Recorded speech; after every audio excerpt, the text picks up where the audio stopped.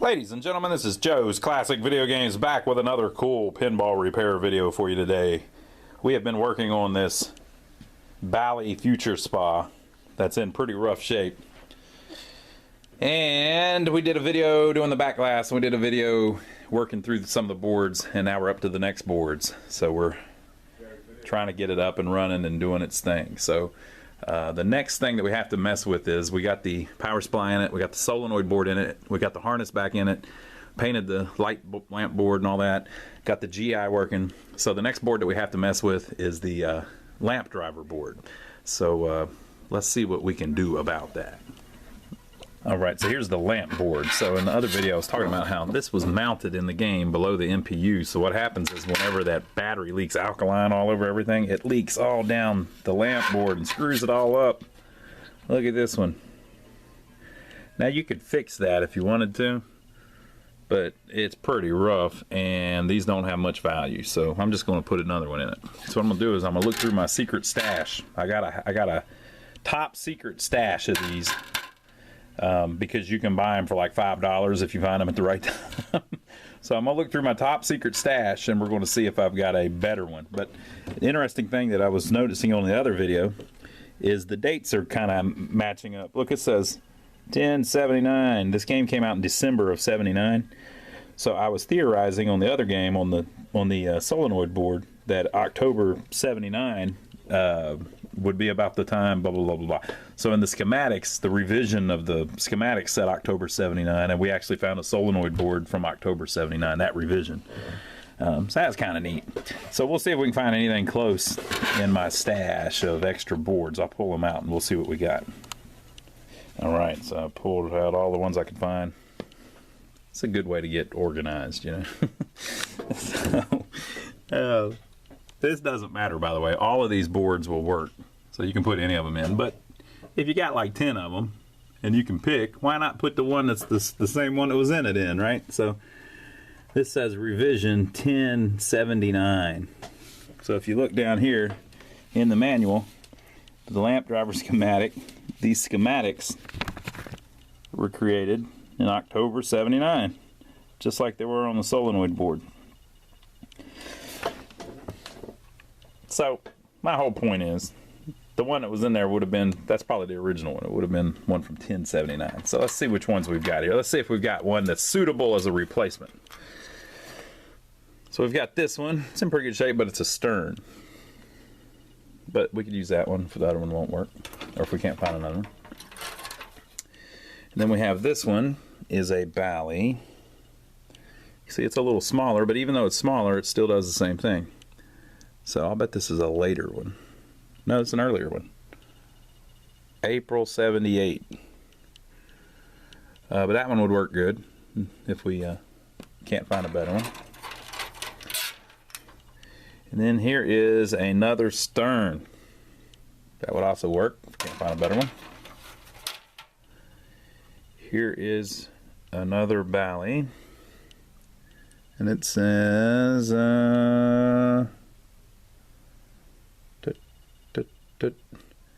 it doesn't have a revision on it, so maybe it was the first one. I guess that says revision 3, but it doesn't have a date. Okay, and then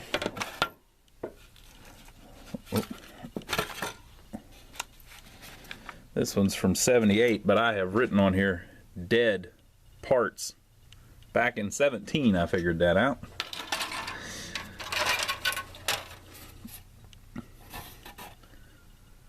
This one, look, 10/79, this is the exact same revision, but it's missing all kinds of stuff.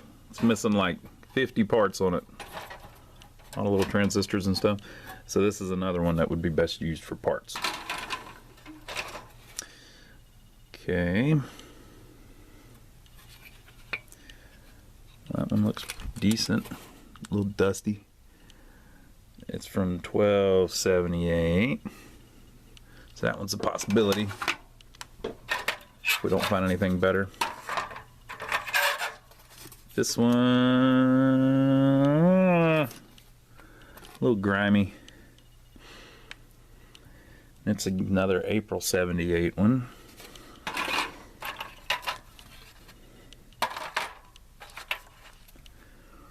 This one, pretty nice. Maybe we'll use that one. And then we've got this one, but it's missing a bunch of stuff. Someone has been robbing parts off of it, and it's got some acid damage, or alkaline damage. So that one's that's a parts one. And then finally, we have this one, which looks complete. Ooh, and it looks nice and clean. And it's from January of '80, so I think this will be the one. It probably would have been like the next revision or whatever. And like I said, any of them will work. I'm just trying to get it as close as possible. So let's do this one. It's a nice clean looking one. Doesn't have any acid damage. It looks about like the other one. Very similar. So we'll pop it in. But first I'm going to test everything. So I'm going to resolder. Oop, somebody already has resoldered some stuff on it. I wonder if it's got problems. So all these have been resoldered. I'm going to check all of these with the multimeter on Diode Test, and just basically you just check between the legs and see if any of them seem different. If any of them seem different, they're probably bad. See if any of them are shorted out, and then you do the same with all of these. It takes a while, but I'll check through all those, see if everything seems all right. Looks like I bet I've already worked on this one. I wonder if it's messed up. There was a game a while back that I was putting some of these in, and I thought there was a problem on the board, but it ended up being a problem somewhere else. So I wonder if this one works fine, and I just left another one in the game afterwards. So I bet this one works fine, but I'll test all this stuff anyways just to make sure. But it looks like recently it's had some stuff replaced, so it's probably already been checked out. But it'll give us a good way to start, I guess. But I'll check all these, see if they seem all right, and then we'll pop it in the machine. So we have reinstalled the lamp board. Boy, it looks good in there, doesn't it? Look at this. It's starting to really come together. We still need to paint it. I'm going to have Joe paint it here in a second. See if he's ready. And I don't know how scientific this is, but I'm thinking that maybe if the board was screwed up, so the MPU board tells the lamp board to turn on lamps. So maybe if the board was screwed up, the lamps would be shorted on. You know, there is one over here.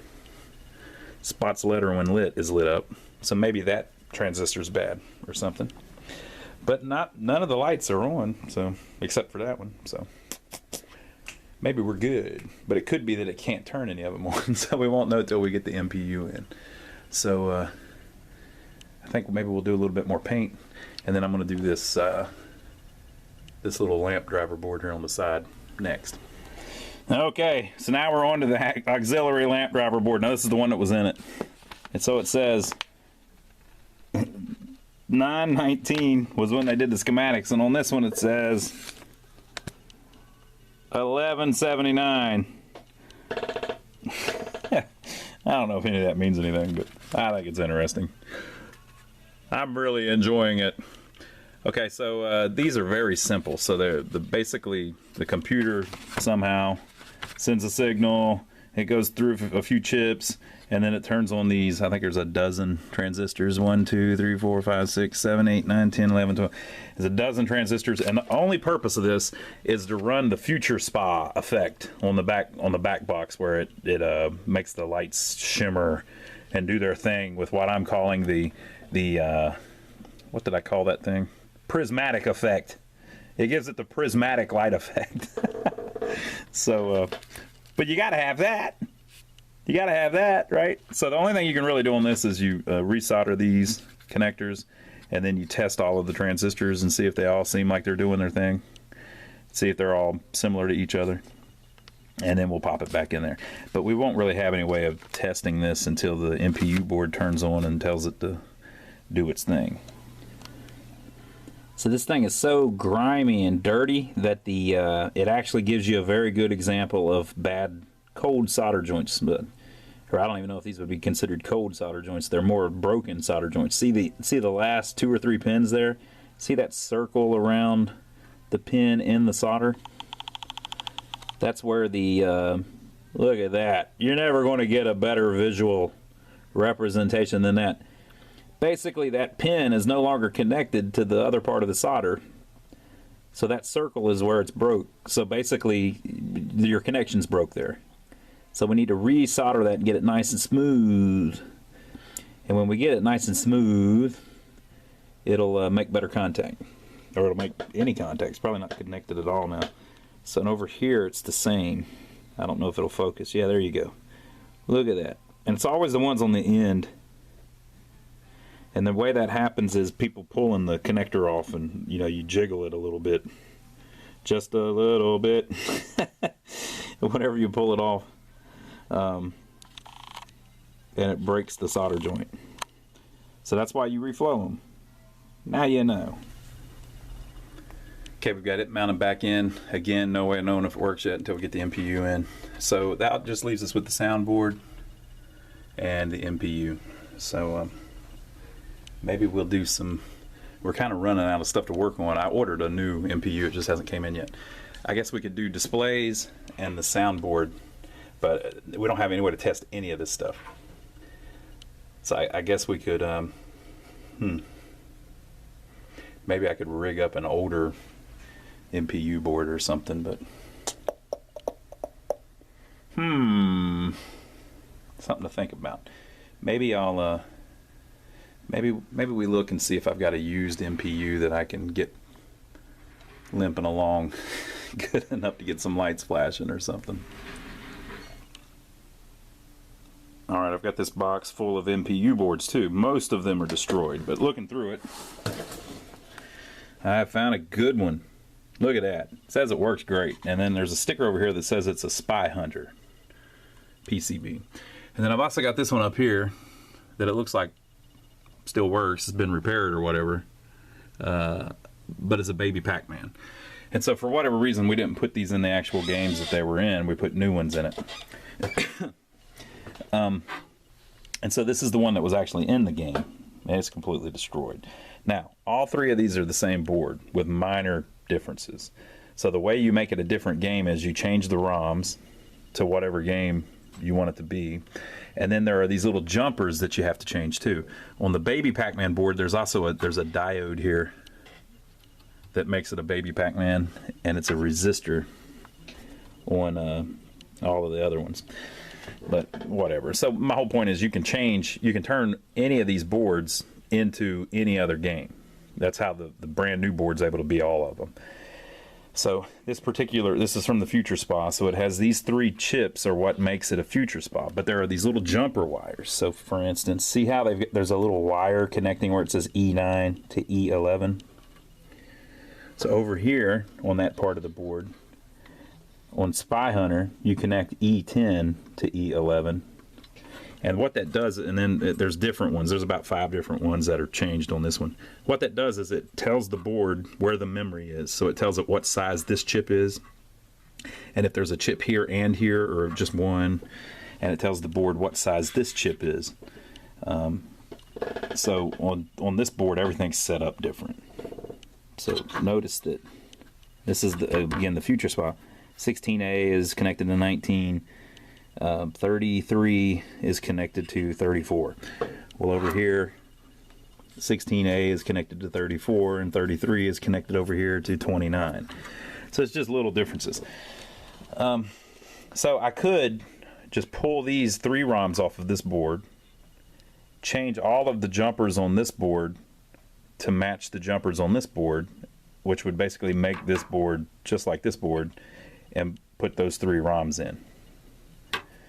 But if I do that, like I know it works right now, once you start doing stuff like that, it's real easy to screw up and get like a jumper where you're not sure about, and blah, blah, blah, blah. So, and I don't know if these 3 ROMs are any good. I guess I could test them. But I think what I'm going to do is, this one only has 2 chips in it, and it's a Spy Hunter. I think that's because it's the later deal where they had it. After a while, they kind of stopped changing the jumpers to where you just could burn chips that fit with the one jumper setup. So I'm going to see if that's how this one's set up or not. Another thing you could do, I could just put this in as a spy hunter and turn the game on, and it'd probably be fine. The only thing is the lights wouldn't work right. Like, I mean, they'd come up and work, but they wouldn't. The attract mode wouldn't work right, and some of the lights might not turn on because it doesn't realize they're even there. You know.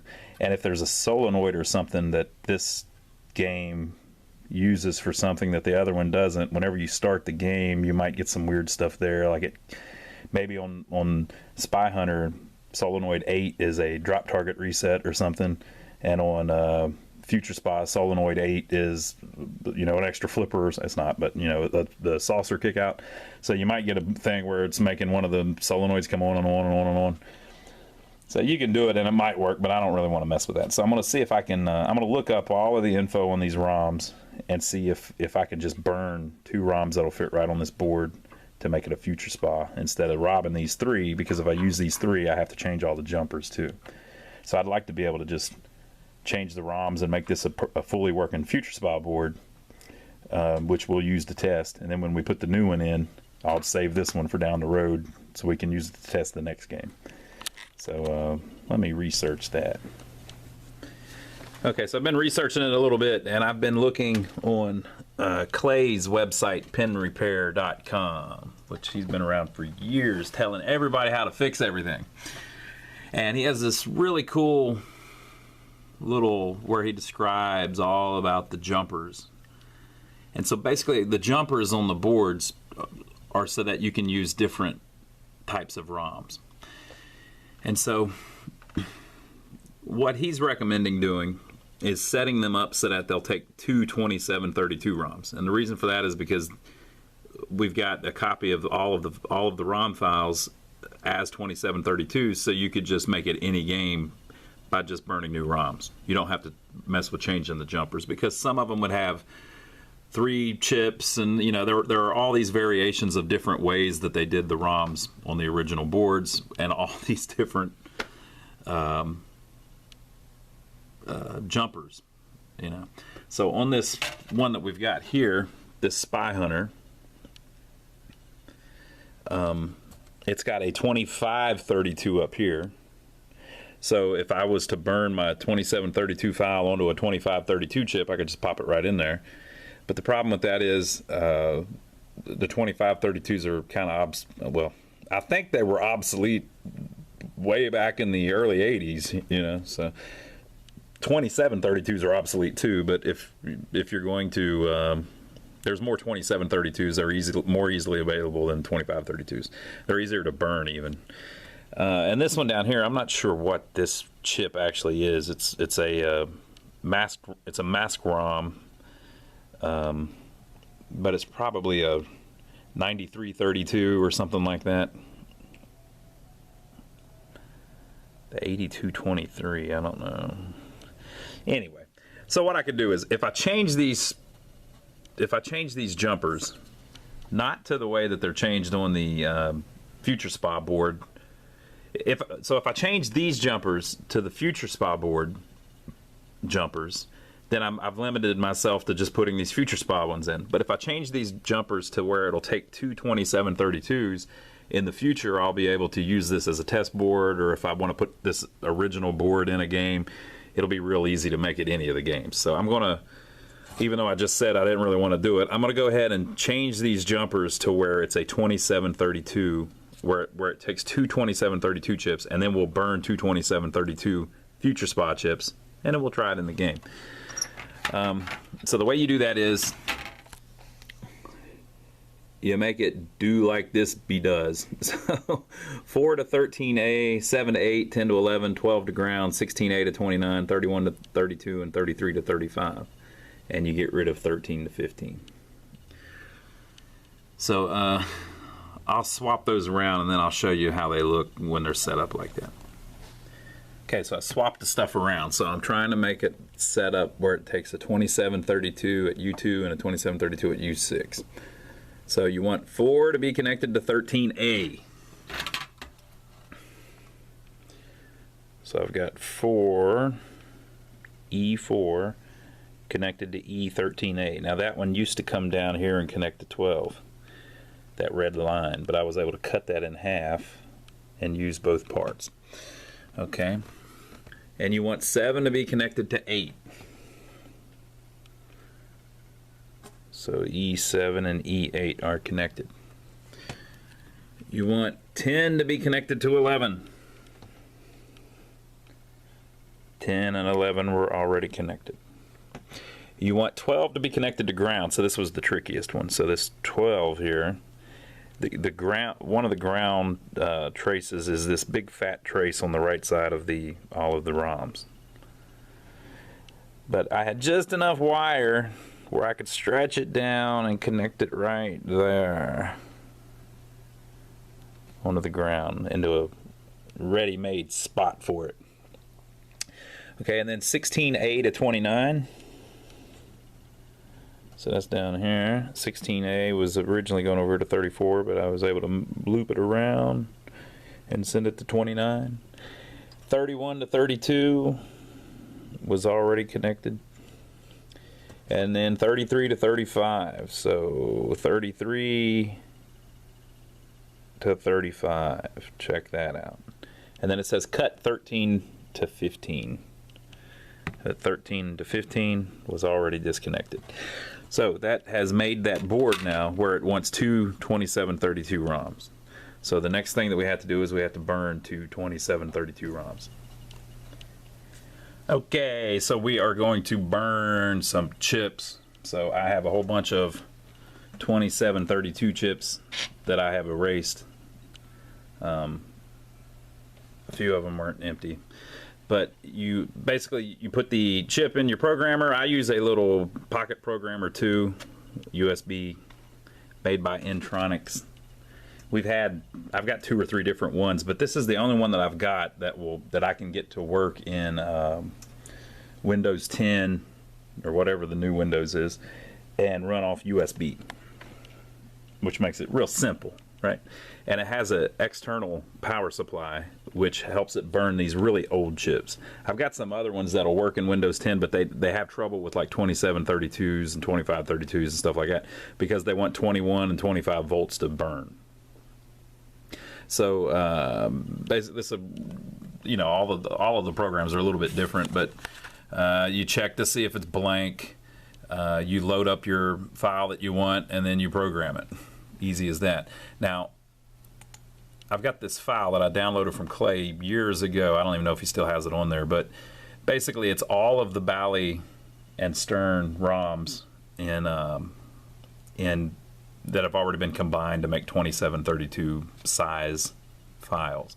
And there's a different one for each game. Well, at the end of it, this gentleman named Oliver redid a bunch of the files to have a free play option. So it tells you right here the 2 files that you need. If you burn this chip and this chip, you have free play. If you put 25, how does he do it? If you turn 25 on and 26 on, it's on free play. So he's got different stuff here that he's made it do. So we'll have to look into that whenever we get ready to do it. But anyway, it's a free play. It's free play chip. So I have loaded up the file fspa2732.u2. So this is the u2 file here, and we'll program it. And then at the end, it does a little verification, but we'll do it again. Verifies the chip is so small that it can verify it super quick. So I'll put that in the board, and then we'll burn the one for the U6, and I'll check to make sure I've got it set on free play or however it's supposed to be according to Oliver, and then we're ready to put it in the board. I mean in the game. Okay, so I've mounted it up in there. Let's see what she does. Now, whenever these turn on, there's a little LED down on the bottom. There'll be a quick flash, and then it should flash 7 more times. And those flashes, if it stops, it tells you what's wrong with it. So we'll see if we get any of that or if it wants to cooperate.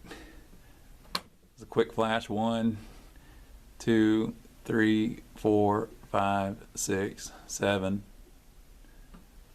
All right. It has came up. I think we might have a lot of lights stuck on though, so maybe that light board's not as good as I thought it might be. Oh. We had it running. Let's try resetting it.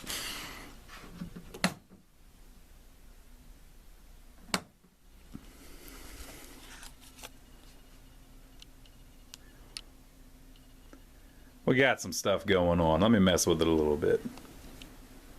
Okay, I got it back up and running. Basically, the power connector had never been repinned, so the voltage was tripping. So it had, whenever it was locked up, it had dropped to 1.6 volts, which isn't good. It needs 5, right? So I replaced the little pins in the connector. Pretty common on these. Remember, it was all acid damaged. So the pins in the connector were too. I've got some of them laying here. I'll show you. Maybe, if you can see them. That was not that bad. There we go. That's a decent example. So that's all green looking. Alkaline damage.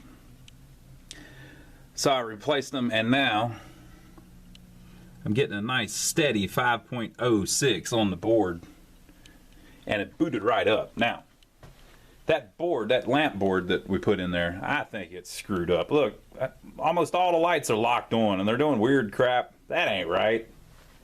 That's not how it's supposed to be. Look up here. What in the world? What in the world? That one might be right. But look at this. This is our future spa effect. Are they all lighting up? That top one's not, is it? There we go. I had it for a minute. Yeah, there it is.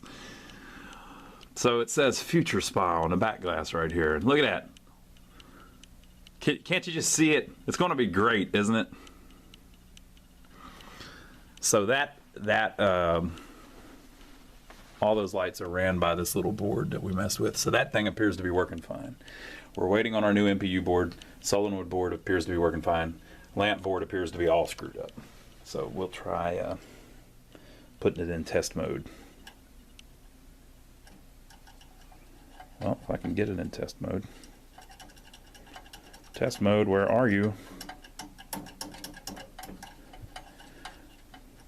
Well, if I can ever get it in test mode, it will, all of the lights blink on and all. So let's see if it'll start. Maybe it will. Is there a ball in there?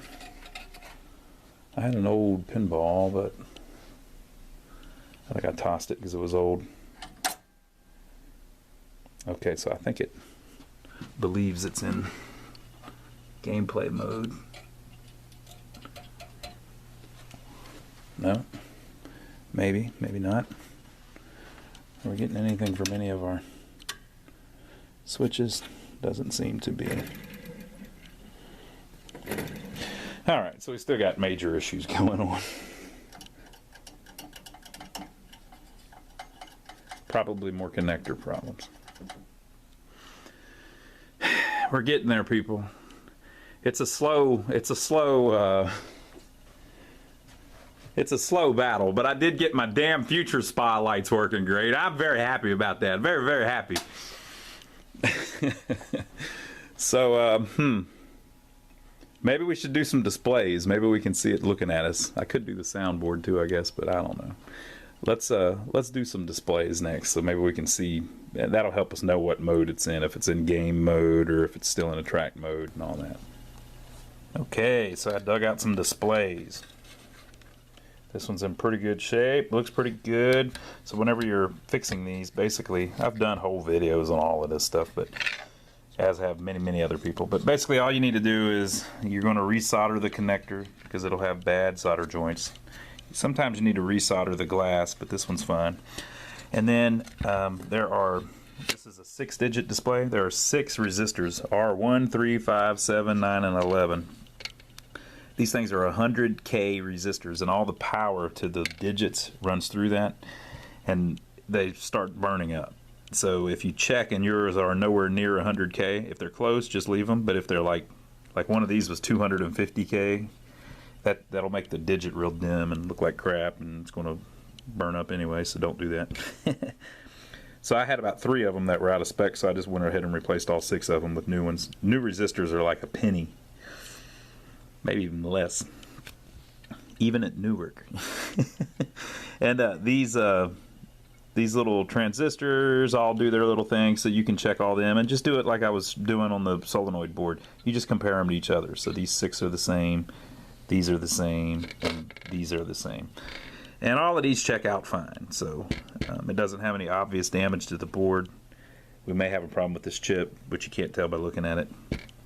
We won't know until we get it in the game. So I'm going to plug it into the machine. I'm going to put the little dust cover back over it. I'm going to plug it into the machine, and we'll see if if that display will come on. So a few days have gone by since we were messing with the displays, and we got 5 good displays that we ended up installing in it. The lamp board that had all of the lamps locked on, I took it out, I put another one in, and all of the lamps worked fine. So that lamp board that we were trying to use because of the date, remember I was saying that it looked like somebody had already worked on it? I must have tried it before in another game, so I've marked it now, but apparently there's major problems on that thing where you saw where almost all of the lights were locked on. So we put another one in it that's very similar, and it got all of the lights working. And then I was trying to go into the test mode, so I went and I found there's one wire that goes to the MPU that does the test switch, and then the ground for it goes over to the solenoid board.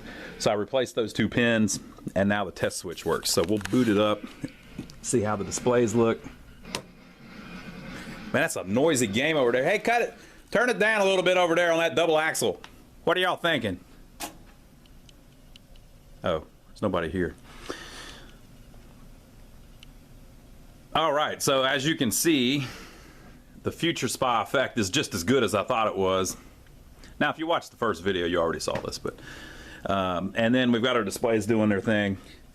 We've got the lights doing their thing. There's a couple of them that still aren't working because they need new sockets. We'll be doing that too. And then we're going to go into test mode. Okay, so that's all the lights at the same time. And then you can go into the display mode, or the display test mode.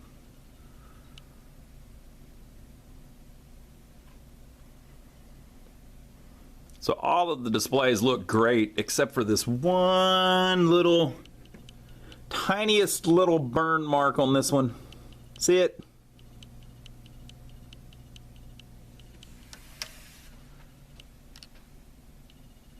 Okay, so there's that little pin mark on that thing where it was operated at too high of a voltage for too long, right?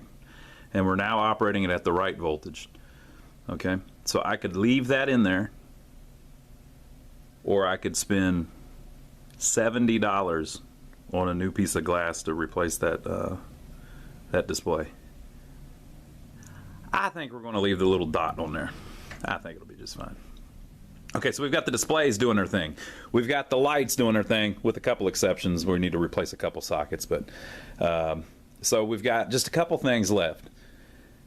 I only repinned the one line on the test switch line. So the test button's working fine, but none of the other switches are working right. The solenoids aren't working, and that's all going to be because there's bad connectors on the MPU board.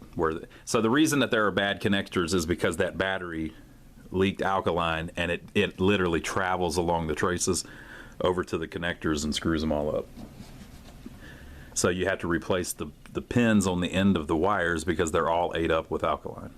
It's not too much of a way around it. You kind of have to do it. So we still got to do that. And but the next board up is the sound board, because she's being very quiet so far. So we're going to get the soundboard. We'll look it over a little bit, and then we'll try putting it in and see what we get there. Here is what the soundboard looks like in it. So there are 2 connectors. This one here, which is the power lines and the signals to turn different sounds on. And then these two lines go out to the speaker in the bottom of the cabinet. There's just one, it looks like about an 8-inch speaker in the bottom. Maybe it's maybe a 5 or 6 inch. Okay, so on these, I've only worked on a couple of these. I don't remember, there was only a couple games that this came in. But you've got a, let's see if we can figure out what all the chips are, okay? So this would be your amplifier. And on this game, it is a TDA 2002, I believe, which is like one of the most common amplifiers ever. These are literally like a quarter. I've noticed on these videos, I've been talking about how cheap all the parts are. They are pretty cheap. That's like a quarter part. It's something like that. So there's that. You got a few caps here. This would be a filter cap for the power. A couple caps here that could be replaced. There's a volume adjustment knob. And they had these little jumpers, like this is C and D. I think that changes the size of the Eeprom that you can install in it. So basically, if you put a bigger Eeprom that holds more data, it has an extra address line, or they're in a different place or something. So sometimes it's necessary to move one of the lines from one place to another. So that's what these jumpers do, stuff like that. So this would be the Eeprom, which has the data of the sounds on it that will be triggered by the board. Let me see if I can figure out what these are. All right, this is a 6808, so that's the CPU. This says 62029. I believe that's a 6821, which is a PIA, which means peripheral interface adapter. I believe, I may have this wrong. And then this is a sound, I've seen these a lot. It says sound AY-3-8910. I think this makes music. I may have this completely wrong, but I think this can has the ability to play like digital music. I think. This is a 6810. That's the RAM chip. So this is a complete CPU, right? So this is the processor, the PIA, the RAM, the ROM, and this is like a sound generator, I guess. And then we've got, this is an LM3900. That's a preamp. So these go bad sometimes on any kind of board where if you get like a tinny sound, or the volume won't turn up, this is like a good place to start. These 3900s go bad all the time. This chip is a Motorola chip, and Motorola would make their own part numbers. So sometimes it's really hard to, I'm sure most of it's documented online. If I went and Googled that, I'm sure it would tell me. But Motorola chips, a lot of times they'll have a marking that is just completely different from whatever the industry standard was. Okay, so what I'm going to do is I'm going to take each one of these chips out and clean the legs and put it back in its socket. And I'm going to replace this capacitor, this capacitor, this capacitor, this capacitor, and this capacitor. Maybe not this one if I don't have it. I'm going to replace the capacitors, which sometimes will clean up the sound and make it sound a little better. Oh, I should have mentioned this is a crystal. So, you know, the CPU needs a clock too. So I'm going to replace these electrolytic capacitors. Now there's a couple other capacitors like this one, but it's not electrolytic, so usually those don't wear out, at least not as easily as an electrolytic one. And then on the back, we're going to resolder these connectors because of the same thing. They might have bad solder joints. And then once we get that done, we're going to pop it in the machine, and then we're going to go into the test mode and see if the test mode will make it start purring for us. We put it back in the game, and we're not getting a peep out of it. I mean, it's dead quiet. So one of the first things you need to check is see if your speaker's any good, because, you know, this thing may have had rats in it and everything else. It actually looks pretty good. I mean, it obviously looks all old and everything, but so we're going to test it. So the way you can test most speakers, you see on the back it says it has 8 ohms impedance, which is different than resistance, but you can pretty much check it like you check resistance. It's not a perfect test, but if I don't say that, people will go, oh, it's not the same thing. I know it's not the same thing, but it'll work. So basically this, you unplug it from the soundboard, because we're going to test between here and here. And if you're plugged into the soundboard, since the wires would be plugged into the soundboard, I'd be testing components on the soundboard that may or may not be connected. So with the speaker unplugged, you check over the two leads, and you should get something near that 8 ohms. But I'm not getting anything. That's because this speaker is bad. So I'm going to take it out. We're going to put a brand new one in, and then we'll try it again. Been replacing more connectors. Always lots of connectors to replace. So this is like the #1 problem on these. You'll get not enough power is going to something, or a signal's not working right. These connectors get all screwed up.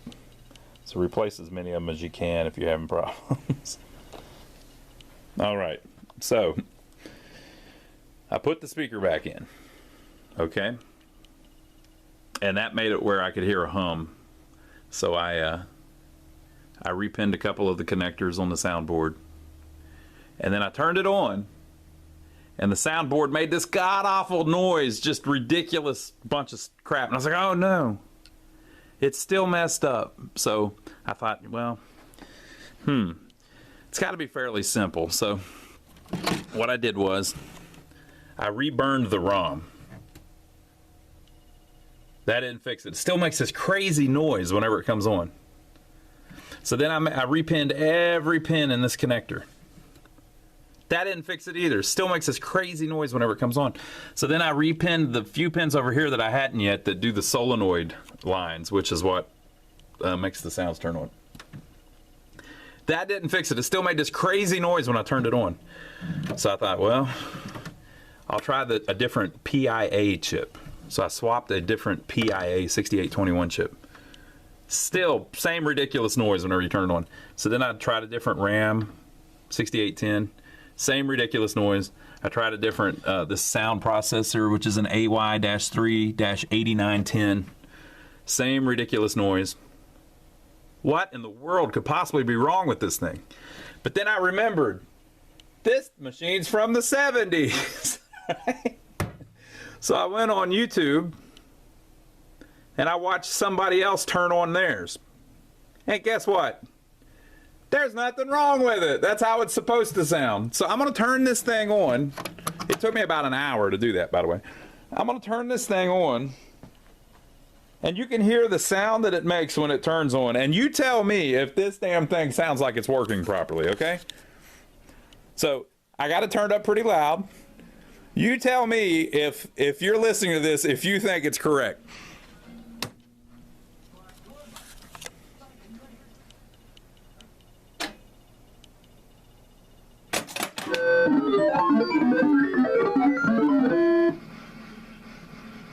Did you hear that crap?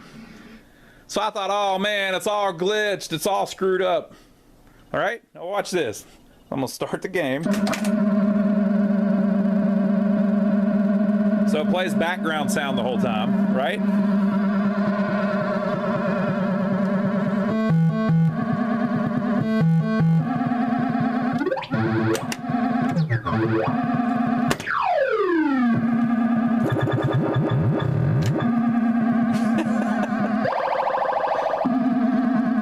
So that sound it makes when it boots up, that's how it's supposed to sound. I'm gonna do it one more time.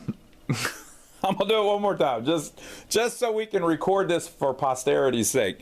This is the damn sound that Bally chose to program this thing to make whenever it turns on.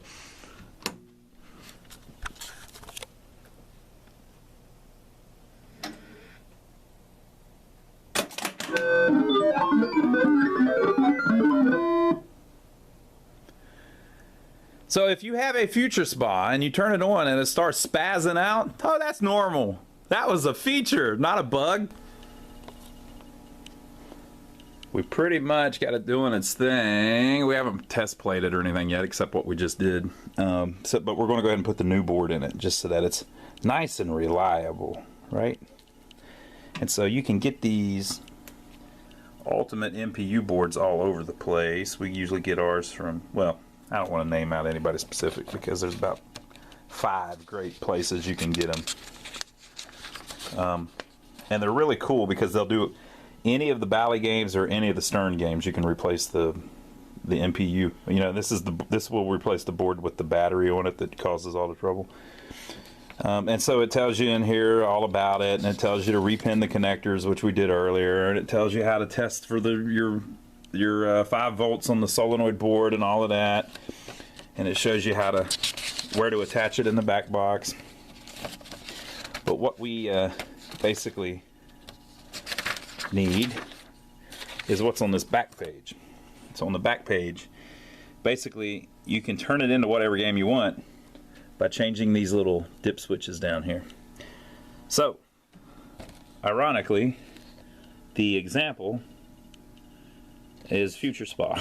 So if you turn the 4th one on and the 7th one on, it makes it a future spot. And so you can just see how they're all different. Like supersonic is the 5th one and the 6th one on. Alright, so let's find future spot just to make sure that there's not a typo.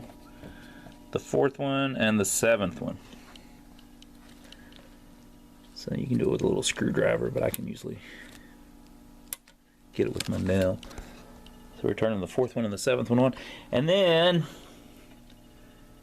free play settings on Bally only. To place any of the Bally games in free play mode, just place the leftmost switch in the on position. For example, let's use Future Spy again. Now you people may think that this Future Spy thing is a joke, but I'm telling you, this is a serious game. It looks awesome. And it plays pretty cool, and it's a big old wide body, and it's got like the greatest back glass of all time. It's a pretty sweet game. Look, it's even the example in the Alltech board. So we're going to turn on the left one, which sets it on free play. Now, whenever we, there's some other things you can check here, but whenever we put it in the cabinet, I've already done this on the board that's in there, but we're going to set all of these switches like they are on the board that we put in there, because these are all the switches that control like all the little options for the game, like how easy it is to get a free game and all that stuff. So I'll go ahead and mount that in there, and we'll make sure it boots up and see what it looks like after that. Okay, so we've got it up and running with the new MPU board.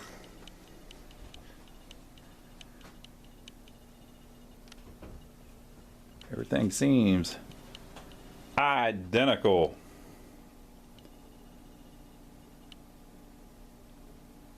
All right, so that's that. I think we got all of the boards doing their thing.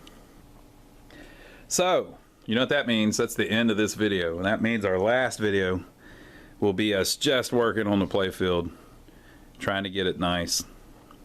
And, things coming along pretty good. There's still a couple little light bulbs we got to mess with. Like that F there doesn't work, and the U doesn't work, but it's the sockets. There was one down here, I thought. So there's still a couple that we still have to replace sockets on. Maybe it's that 8,000. But we'll do that next time. What a cool game. So I think it's coming along great. What do y'all think? Leave your comments below. I especially want to know what you think about Bally's choice of sound effects at the beginning of the freaking game. So leave your comments below. Hope you enjoyed the video. Give us a thumbs up for taking the trouble to film it all for you. And wow, look, it's a wide body. It's huge. So leave your comments below, and we will see you on the next video.